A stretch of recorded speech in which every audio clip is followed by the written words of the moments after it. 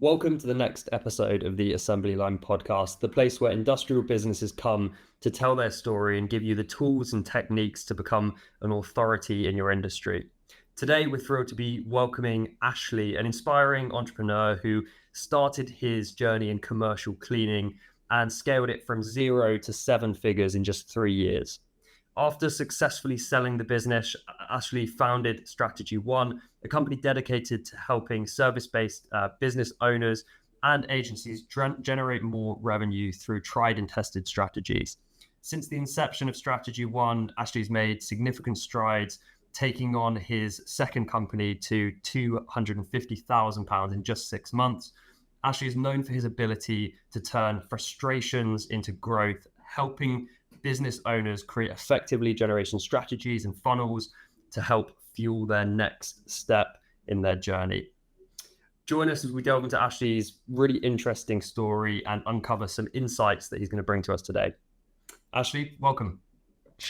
Good morning, guys. Thanks for having me. Great to have you on board. Just starting off with a bit of an intro question. I know viewers possibly have seen you on LinkedIn. You're very active there, but I think just getting underneath the skin and hearing a bit more about your story, what got you started in entrepreneurship, what kicks off that journey for you?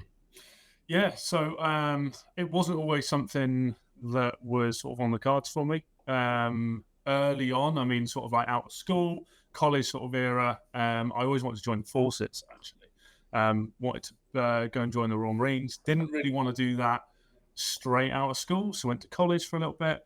I did uniform public services at college just to kind of like take me in that direction. And as you do, got kind of a weekend job. I was sort of like pot washing in a local restaurant. And got to a point, I think, and I got that first paycheck, and I was like, there's this thing called money, and if I work, then there's more of it. And I slowly sort of actually progressed my way up in that world. So that restaurant that I worked sort of part-time on the weekends for, I went up through the ranks, as you were, and before long was sort of running that location at sort of 19 years old. And it was a fairly big place. They had sort of, from memory, 25 staff there. The directors of that business then wanted me to open a second location, which I did pretty much by myself. And that was really like the first taste of entrepreneurship, I guess, like more intrapreneurial at that point, working for someone else's business. Set up second location, was managing then sort of 40 staff across 2 locations. And that was really the point then that I was like, this is actually what I like. This is something that I want to do more of. And that was kind of the gateway to entrepreneurship for me. And then it, got to that point of, actually, I think I could run something by myself here. So yeah, that's where it all started, I think. That's really interesting. Journey. I really like what you said about that kind of first paycheck, because that excitement there is just something I feel like we always chase that kind of excitement, that initial excitement. Yeah. Even though it's not of that, significant value, that initial excitement is quite a strong feeling, I remember. It'd be interesting to hear what really inspired you to enter that kind of commercial cleaning industry in the first place. Absolutely. To be honest with you, like I sort of said there, I was running those businesses, for the most part, without the, being a part of it. And I got to a stage where I was like, I want to have something by myself. I want to run a business. The typical like want to be my own boss kind of stuff, which, as we know, you never really are. But for me, it was then like looking at my options. It was a case of like, what can I start here that is fairly easy to break into, doesn't require an awful lot of capital to start off, but more so was scalable, right? Like I wanted to be able to grow something, and there were, just with that sort of criteria, you could probably pick out a couple of industries, a couple of companies that you could get into. But that for me was the one that I went down, and to begin with, it wasn't commercial cleaning. Well, it wasn't. It was cleaning, we did a bit of everything. We did domestic, we did commercial, we worked with letting agents to do end tenancies, we did ovens and carpets. Anything that ended in cleaning was what we were doing, and it took a little bit of time to understand where the opportunities were in that world, and equally the types of clients that I like to work with. So that was the point then that we kind of niched down and then picked the commercial cleaning side, because it was more scalable, it was contract based, it was sort of higher contract values, a little easier to, I'm not going to say easier to run, but it had more structure around it. For me, that was really important because I was doing that while still working in this other place, right? So I would, running the restaurants, I would get up early in the morning, work a little bit on the cleaning side, doing the emails and running the business. I then go to work for 8 o'clock in the morning. And this was hospitality, right? So I did 8 a.m. through till about 3, went and did a little gym session, went back to the second location for 4 o'clock, worked through till 9, 10 o'clock in the evening, went home, and then worked a bit more on the business. So the thing there was picking commercial cleaning and picking that sort of industry with a bit of structure, being able to hire employees to actually go and fulfill the service was really important. And I think that it's starting a business always seems like you just have to jump in 2 feet and all of a sudden you are a business owner and you're working in that all the time. But that's not the reality. Most of the time it's that transition from either day job or doing something else into it. So yeah, that's why I went in that direction, really. Yeah. I think you said some interesting points there, especially around the kind of commercial side that you thought was scalable. You had XYZ basically reasons that you feel quite confident in terms of why that was a good direction. At that time, did you kind of have that? Was that clear in your mind in terms of that's why I'm going after commercial, because it's scalable, it's the right option for me, or did that come quite hard to experience? Yeah, I think that was really the driver behind it, because of the scalability to that. Equally, just the model within itself. So I knew that I could acquire a customer and set that contract up. We could hire some staff. We could put the staff, sort of pair them up with that client, and then run the contract, right? And that was, in my eyes at least, more scalable. It was slightly easier to do than schedule staff every day to go here, there, and everywhere. So that was, it was kind of that longer term thought process as well. Equally, I had to find something that worked well at that point in time. I couldn't spend all morning dealing with staffing issues and fires and client problems and whatever else. I needed it to run, and that's not to say that world doesn't come with all those things, and it's kind of immune to those things. But in my eyes, at least, it was kind of a little bit more of a structured way to be able to build it. Yeah, it's a really interesting story about everyone's individual and kind of unique reasons for starting why they started, and it's interesting to hear that rationale, because I think that's quite similar to what Andreas and I had sort of 6 or 7 years ago when starting the agency. It was around that whole almost providing a service that could be fulfilled by other people, that could be staffed relatively easily, and be able to almost then just scale it on the business side. Mm-hmm. So in terms of any, I guess, key milestones or moments in that growth journey, was there anything that caused you to sit down and really feel like, okay, I really feel like I've made it here, or are you still waiting for that moment?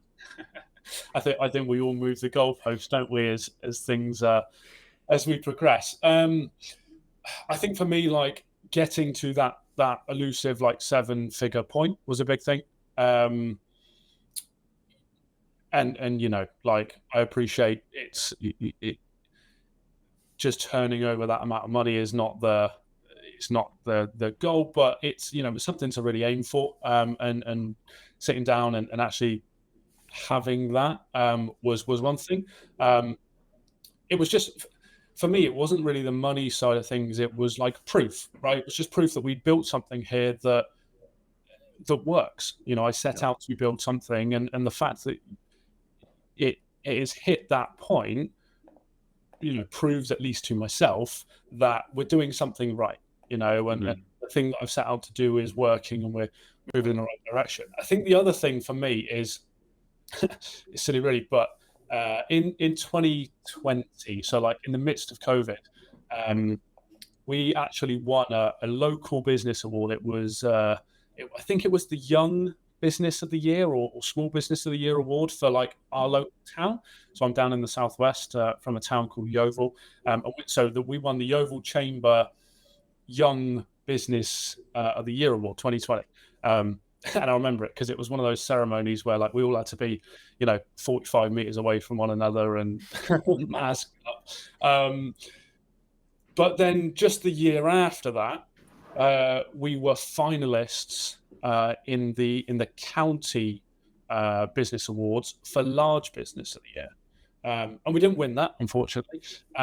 But for me, it was just kind of it just set apart like how fast we were growing, and equally like how well we were doing that. You know, going from like this local young or small business of the year to being finalists for large business of the year in the space of 12 months. Was something that, you know, as you sort of said, that sort of like hit me a little bit, like we're doing all right here. You know, we're moving this in the right direction. So, yeah. That's very interesting. I think us as entrepreneurs, like we're so delved into the day-to-day running of the businesses. When it comes to the point when we reflect the year back or 2 years back, like from my side, I kind of see it's almost quite a very positive surprise actually how much growth can actually come within a certain time frame. And perhaps we don't really set the bar high enough. Sometimes I think we underestimate how much we can actually achieve when we want to do something. We can absolutely do it. That's what I've kind of seen the last few years. I think we can all agree on experience that, you know, success doesn't come without, you know, its challenges. So it would be interesting to hear from your side, what are some of those challenges, those key challenges you faced whilst building that first business?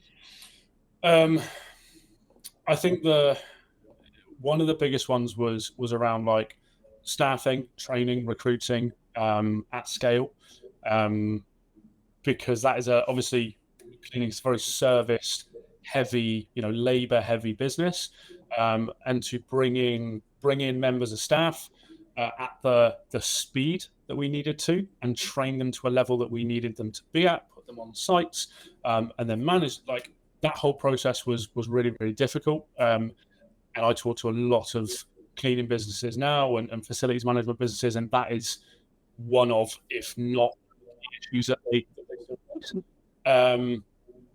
So I think that's up there with that. I think also like just the operational complexity around the growth of a business at that speed, you know, hiring managers, hiring levels of management, building process, and then very quickly breaking that process because we've kind of like, you know, notched the business forward a bit more in a very short period of time. You know, so always having to go back to the drawing board and revisit the way that we do things and try and put something else in place and, you know, structure that with software and like all those things that would normally happen over a fairly long sort of time horizon. We were going through quite quickly. And yeah, I think that was one of the key things that was really difficult about it. And obviously, you know, staffing is tough in any business. You know, getting good members of staff to do the job as you want them to, be consistent, be reliable, you know, all those sorts of things. And we had to do that at scale. You know, we had to hire hundreds of staff, hundreds of employees across the southwest of the UK, managed by a very small in terms of like percentage of the staff members that we had, managed by a very small percentage of people, was really tough. I don't miss that bit, I'll be honest with you. Yeah, I mean that makes a lot of sense. I guess just moving on through that journey that you've been on now, I guess, and it sounds like you've learned a lot of lessons on the way. There's been a number of challenges, some really key success points, such as winning those awards and building up the team, hitting 7 figures. Based on all of that, what was it that then led you to taking stock of where you're at and taking that big step to effectively exit your commercial cleaning business, and then I guess use what you've learned to now support other businesses through StrategyOne? Well, it was a gradual process. As you sort of said at the beginning, I'm quite active on social media, which I think you should be if you're growing a business. It's free marketing. But what I was attracting from that was a lot of other cleaning businesses who were asking how to do things.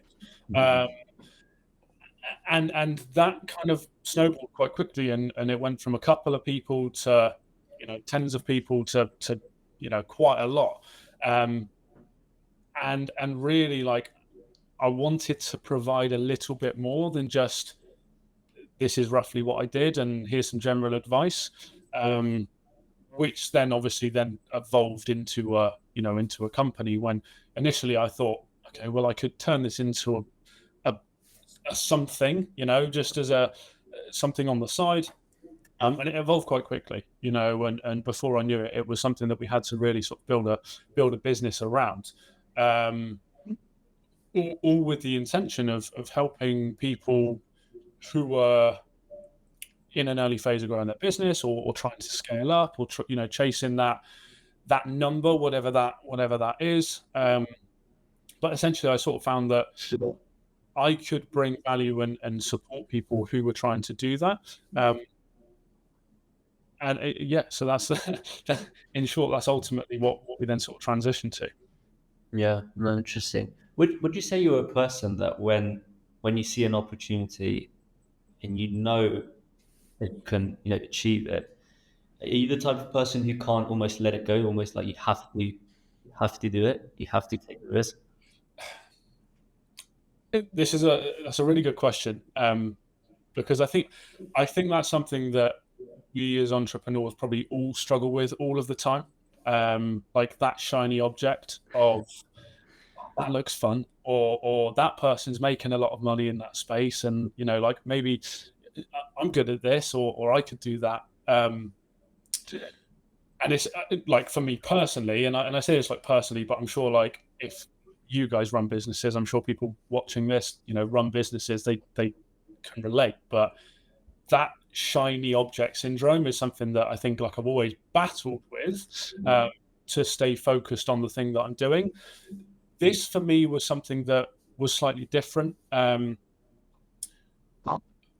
I guess it wasn't like, it was something that was different. It was something that was that shiny object, but I felt that it was something that I could really make an impact doing.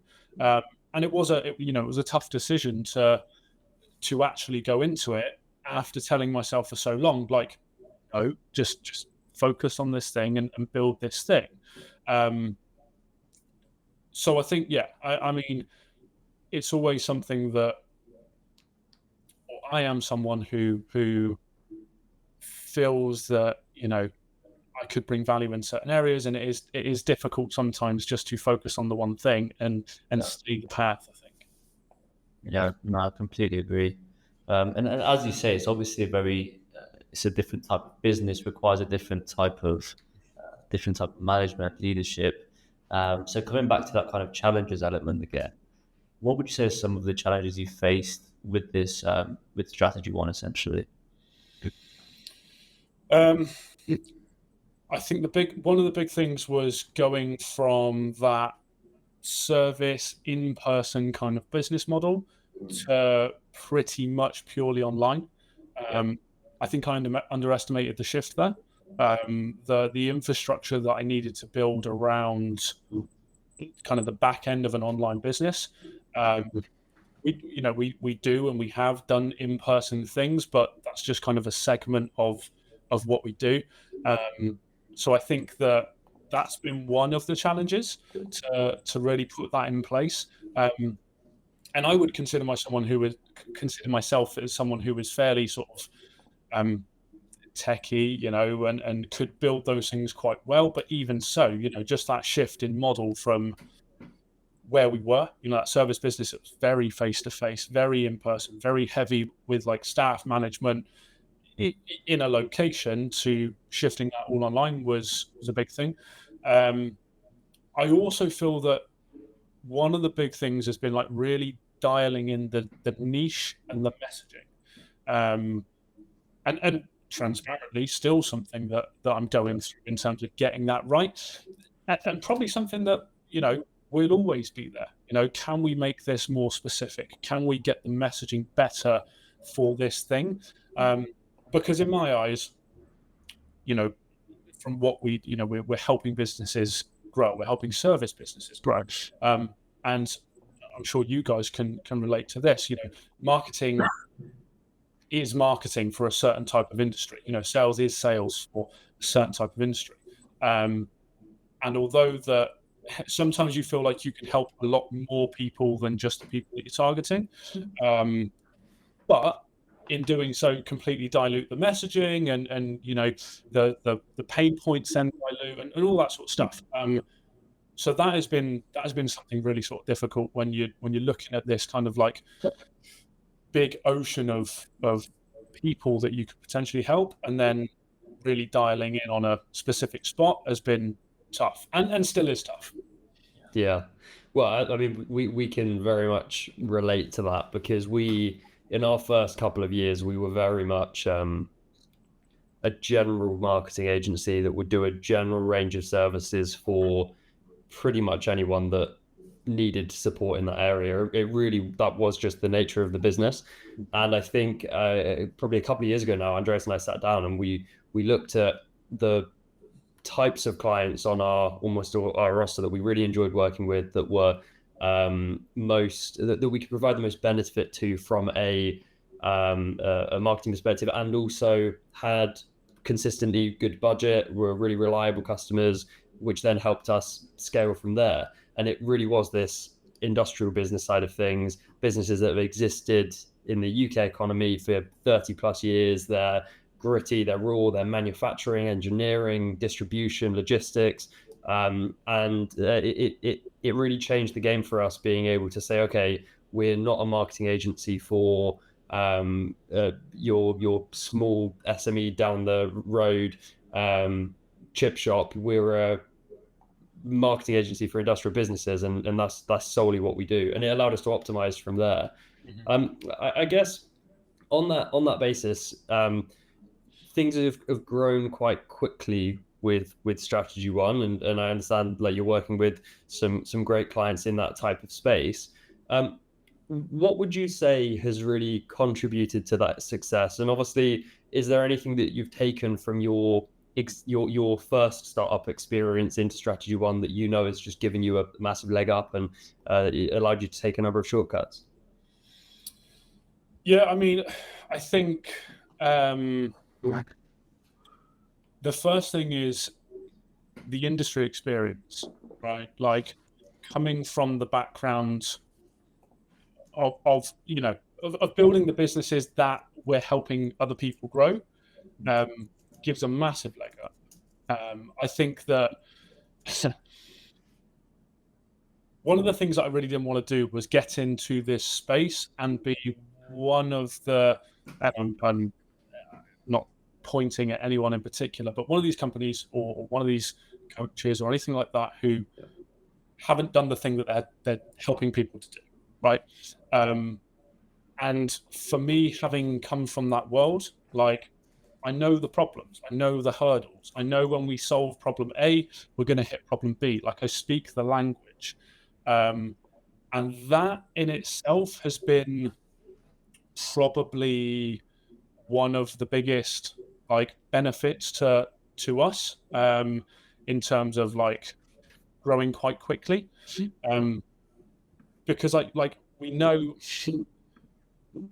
what the problems are, and I've felt them myself, and the fact that I've done that and sort of overcome those in my own business allow us to solve them more effectively for our clients and help them sort of push past those. But again, it's like I sort of say, it's speaking the language of the industry. It's knowing where those issues occur and nuances to the specific business type. Again, as opposed to giving general business advice or anything like that. So yeah, I think that's probably the thing that comes to mind in terms of like how we've managed to do that fairly quickly and effectively. Of course, and obviously a lot of that is driven by the effectiveness of the support and guidance that you're providing. So in terms of those strategies and approaches that you're perhaps helping these cleaning businesses and wider service-based businesses work their way through at the moment, is there anything in July 2024 that you're seeing as really critical from, I guess, a sales and marketing standpoint or a growth standpoint that these types of businesses should be doing? Yeah, I mean, one of the biggest things that I see is people don't have strategy around the way that they are going about the growth of their business, and you know, kind of why I named the company what I did is it seems to be, for the most part, kind of this like spray and pray approach, and do things in the short term, hope they work. They don't. They go and, you know, spend budgets or money elsewhere. That doesn't really pay off for them. They try something else. So I think the thing that I see the most, or at least the thing that I think we should be paying more attention on, is driving an actual strategy for the business and implementing that over a set period of time, and taking the time up front to build that strategy. You know, who are we targeting? What are the problems that they're facing? How do we get through to those people? Where are they? And then more tactical around that, you know, how do we actually go about that? Is it outbound? Is it lead generation through things like lead magnets? Are we building personal brand? Are we marketing across, or are we marketing the business on specific channels and outlets, and having something to actually follow as like the way that I like to build it with our clients is kind of like a step-by-step plan, right? So we very much teach the how, but also look at like how we actually implement that over a longer period of time. And I think that's what most people don't do. Like I say, it's just this, let's give this a bash kind of approach to a lot of things when it comes to business growth. And it simply doesn't work. Yeah. No, I think that makes a lot of sense. And I think that kind of plan and almost roadmap element is so important. I'm guilty as well of it in terms of almost neglecting it sometimes, because again, you're so soaked up into individual tactical areas rather than taking a step back and looking at that bigger picture and almost thinking about how to get there. I really like that. It'd be really valuable to our audience, I think, if you could maybe share a bit of an example of how you've helped businesses through StrategyOne. So the thing for me is I work on kind of like a theory of constraints, and essentially what that means is businesses will grow until they hit a constraint within the company. Right? Call that a bottleneck, call it constraint, call it whatever you want. But they tend to, what I see is they will grow and then they will plateau until they solve this problem. So the first thing that we do in terms of helping those businesses grow is do a deep dive on the company and understand where that is. Because ultimately, if they're working with us, there is some sort of constraint somewhere that is not allowing them to grow. Right? They're spinning their wheels, or just can't get past this point. So the first thing that we do is identify where that is. And that's not just necessarily around sales and marketing. That could be things like recruitment or hiring the right talent. It could just be a time element and not allocating that correctly. And those things obviously vary with the different size and scale of the business. Because we work with some businesses who are fairly new, doing 50,000 a year, 100,000 a year. We work with some businesses that are doing 2 million a year. So different businesses will have those different constraints, and that's the first thing that we do. We'll work with them to remove that ultimately, and we then should see that growth curve again kind of pick up until they hit the next point. But like I say, in terms of like the growth of the business, we need to make sure that those companies that we're working with have a client acquisition system or strategy around what they're trying to do, right? So that's something that we kind of overarchingly work with them to do. And as I say, we put that kind of step-by-step plan in place with them, but then get really micro on the things that we need to do. For example, most businesses in that sort of space don't do any outreach, full stop, because either they don't know how, or they don't know what to do, or how to sort of frame that. So simply just by putting in some element of like outreach strategy in there, do the outbound, whether that's calls or emails or some element of messaging through social media, there's multiple ways you could do that. Just by doing that, we'll normally see like an instant bump in new clients and revenue in the business. Yeah, there's one element there that really interests me, and I agree that there are almost these almost like these mini ceilings that we hit along the way, and the speed at which we grow is almost defined by how quickly we recognize what they are. So from your perspective, how, let's say you're working with a new client, what does it look like to go in and understand, okay, is that an operational deficit? Is that a sales problem? Is that your invoicing and finance system messing you up? Like how do you go in and almost like look under the hood and diagnose what that limiting factor might be for that particular situation? So the thing that I always start with is metrics, right? And tracking of the numbers. And that sounds really dull. When I work with clients, kind of roll their eyes at me. But the thing is like people so grossly underestimate the power of tracking the right metrics within the business and the right KPIs within the company, because ultimately that is, if you're doing that accurately, that is the story of the business, right? And you can very quickly draw correlations in increases or decreases or just stagnations of growth through the things that are or aren't happening across different functions of the company.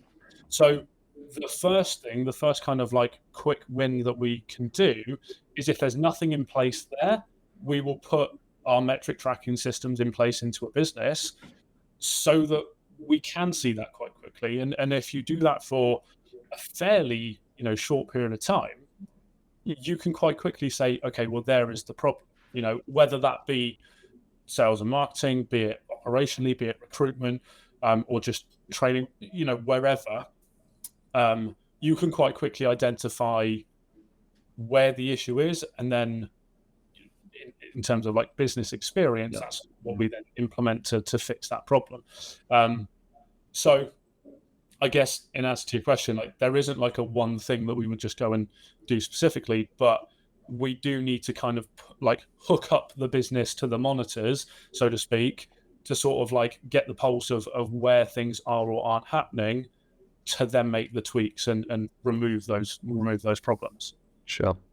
Yeah, that makes complete sense. I think we see it all the time as well, when the team in the business might have a different perception about what issues are, but once you look at the data, I mean, the data never lies, right? It's the actual facts about what's going on. So soon everyone's almost like on board with that idea and really backing it up, the quicker we see results as well. So I think that's very important.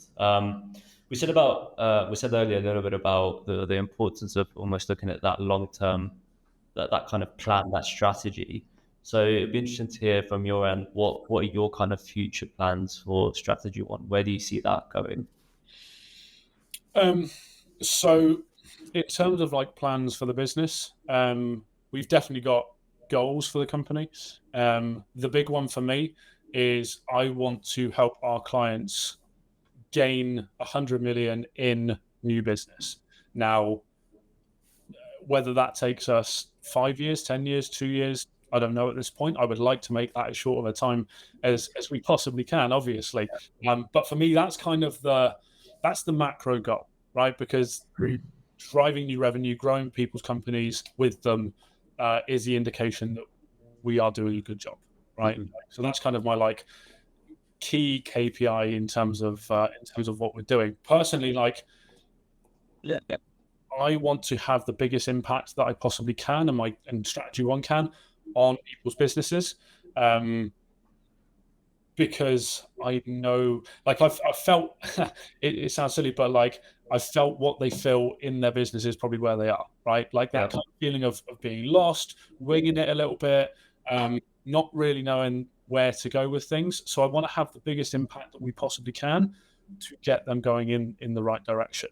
In terms of like our strategy and like our plan at the moment, like going back to what we were saying earlier, like we're really doubling down on that niching, that messaging to get that 100% right, and running lots of tests around that in terms of how we can do that best. But ultimately, like, as I say, the thing that we're driving for here is to generate as much as we possibly can for our clients with that sort of like 100 million set in our sights. Yeah, I like those sort of big targets. That I don't know if you've ever come across the theory, but there's a concept called BHAGs, big hairy audacious goals, I think it stands for, and it's about setting those like ridiculous huge targets that where at your current kind of standpoint, your current status, you just can't even imagine achieving. But it helps address that point, I think, that Andreas mentioned earlier, around potentially sometimes we do just think a little bit small, and we can achieve things far bigger than we think that we can now. I guess a penultimate question from me around what advice and guidance, if you were to kind of just give fellow entrepreneurs one piece of guidance, advice, that are perhaps starting out today or have recently started a new venture and perhaps haven't had that experience of doing something in the past, what would that be, and how would it perhaps help them build their companies? That's a really good question. I don't know if I've got one piece of advice, but I'll kind of like bundle it into one, I guess. I think the first thing is focus, right? Like, if you listen to the biggest entrepreneurs, the CEOs of the biggest companies, like, they will chalk up their success to focus, and going back to what we were talking about earlier with that kind of like shiny object syndrome, like putting those types of things to one side and just solely focusing on the thing that you're trying to do, I think is probably the biggest and the best thing that you can actually do. And it's also probably the hardest thing as an entrepreneur, because we are built in the way of, let's try that, let's toe dip over there, let's see if I can do that thing. But I think if you can actually just focus on the thing that you're trying to do, you're going to get significantly further quicker. And I think kind of on the back of that is, for me at least, like, do the boring work, right? Like, just the things that feel boring and dull in terms of day to day, like, they are the things that get the results. And I guess they kind of bleed into one another, but it's very tempting, even if you are focusing on your business, right? If we can eliminate the distractions externally and you're like, okay, I'm going to focus on my business, you still get distracted internally. Like, I'm going to try this thing and I'm going to do a bit of that, and like, all to kind of avoid just doing the boring work. Like, split testing the email subject line is not that fun, but it is the thing that will probably get you the result. Like, doing the outreach, like doing 100 messages a day, like, is not that fun, but it will get you the result. And I think that, like, we try and like we test things, and we bring in other things and experiment, all to kind of avoid just doing the boring stuff day to day, which is a really unsexy answer. I'm very aware. Sorry, guys, if that's sort of like ruining the the finale here. But like, I think just sticking to the thing and doing the work that drives the result consistently over time is the thing that grows businesses. I couldn't agree more with that. I'd completely agree in the sense that if you're always avoiding doing the necessary, you're just not gonna move forward. And I think the likes of LinkedIn and perhaps other social media channels even more so, you see the cars, you see the lovely flats in Dubai, you see all of that, but you don't see the 200 cold calls a day that it took to get there early on. So yeah, I couldn't agree more. And I think people are almost conned in many ways into thinking that there's ways around that, when really I think both Andreas and I in our journey as well have realized that there just isn't. Mm-hmm. Yeah, and on that part, I detest that, like the flashing of the Stripe account and the rented car, and the like. Business is really tough. Like if you want to build something that is worth owning, like, business is really tough, and takes a hell of a lot of time. And again, like, even on my journey of building something, but now helping other people to build something, I'm really conscious of not falling down the trap of marketing myself and my company in that way, because it would be easy to, right? Yeah. Like, here's £100,000 contract that is really easy to get if you follow these 3 steps. Like, it's not 3 steps, it's like 2,000 things, right? Yeah. And they all suck. So yeah, like, I completely agree. I agree as well. Right, a bit of a final small question, potentially a little bit tricky. What keeps you going in your journey? What keeps me going? Good question. I think for myself, like, I like to think of myself as someone who can do the things that I've just sort of said. I'm someone who doesn't necessarily need an awful lot of like motivation to do stuff, which I know a lot of people are, right? And I know, like, so I'm not saying like that's wrong. I just think that I can build discipline around the habits that I have quite well. So that's a hard question for me to answer, because I don't see that there is something that keeps me going. For me, it's just chopping wood, right? It's like, get up, do it again, get up, do it again, get up, do it again. So, I've got personal goals. I've got goals that I want to achieve, with my life, be that financially, business size, long-term, short-term, and, they're all something that I'm aiming towards in doing, but I don't necessarily need to get up and do the affirmations and look at my mood board or whatever, which, if that's what you do need, that's absolutely fine. But I'm not really like has that thing like that's keeping me going. I think for me, I've always been someone who can sort of just build those habits quite well. Like maybe it's an addictive personality, I don't know, but like just being able to get up and just do it again and do it again for me is what just allows me to put one foot in front of the other, I think. Yeah, and I think that answer makes a lot of sense, and almost go back to what we just mentioned earlier, almost that, the kind of the red Ferrari, the Rolex, all that kind of, all those flashy things are probably one of the motivating factors that would trigger someone to get into business and almost start something of their own and try it out in the first place. But the people that really stick are probably people like you, if it's fair to assume that you've almost fallen in love with the process of building the business and those habits, as you say.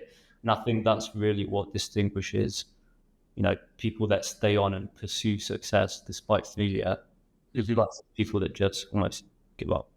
And I think to your point there, like if your idea of success is the Lambo and it is the Rolex, like when that doesn't happen in 6 weeks or 6 months, you're gonna stop. You're going to pack it in because you're aiming for the result rather than the process.